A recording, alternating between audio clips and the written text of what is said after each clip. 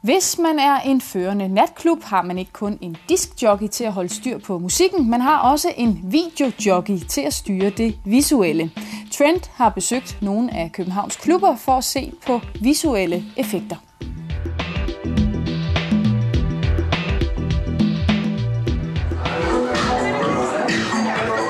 Visuals synes jeg kan give en tredje dimension i et lokale. Visuals kan få et rum til at blive mere spændende at træde ind i, så det er ikke bare en diskokugle og nogle lamper, der står og blinker. Man får lyst til at være der, man får lyst til at fyre den meget mere af. Det er sådan en anden verden, man træder ind i. Visuals er loops af videoklip, animerede sekvenser eller grafik.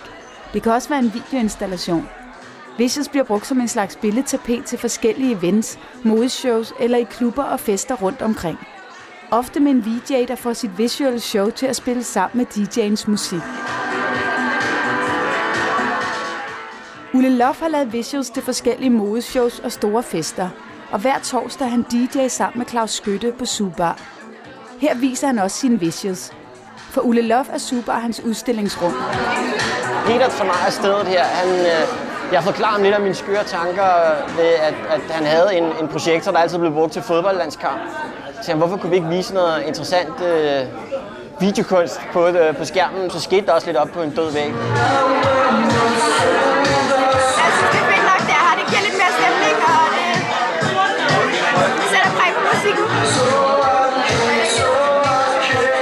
Min inspiration får jeg ved at rejse utrolig meget og se mange skøre, skæve, ikke særlig kommercielle film og se dem på en anden måde, hvordan de er klippet og hvordan postproduktionen har været og prøve at se en ny vinkel, hvordan man også kan gøre det. Selvom visuals er noget, der hitter på natklubberne lige nu, er det ikke et nyt fænomen. Visuals startede helt tilbage, tror jeg, i slut 60'erne med hele hippie-tiden, hvor der blev eksperimenteret med stoffer, og så skulle man ligesom have noget, der kunne leve op til stofferne. Og så gjorde de det, at de fandt ud af, at man kunne putte olie sammen med vand, og så lyse på det og varme det op, og så fremkom der en masse farver, og så projekterede man det op via en projektor, og så kom der alle mulige sindssyge farver, der hele tiden stod og boblede på væggen og på loftet og alle mulige forskellige steder. Og det sad folk så trippet ud til at blive sådan nærmest følelser, tror jeg dengang. Et med væggen, eller et med de her bobler, og ligesom kunne følge med i det. Der er ingen tvivl om, at Danmark er kommet mere med, når det handler om visuals, men der er stadig lang vej. Jeg synes helt klart, som jeg ser det, der synes jeg, at udlandet er meget foran i forhold til, hvad der sker herhjemme lige nu. For Ulle startede interessen for visuals også i udlandet.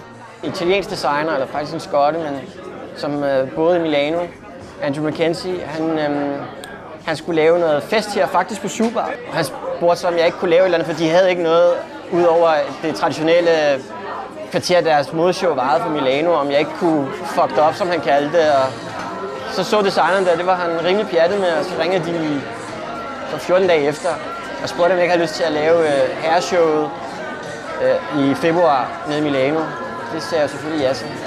Jeg tror, at visuals vil blive meget, meget større. Jeg tror helt klart, at man kan forestille sig, at bygninger i bybilledet vil blive oplyst.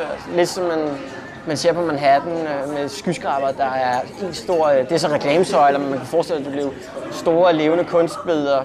Så jeg tror helt klart, at det normale lys vil forsvinde på klubber, og så vil det kun være projektioner. Så forskellige kunstnere får lov til at udtrykke sig. Og hvad med dig? Nej, jeg vil blive ved. Jeg er helt solgt til det her. Det er fantastisk.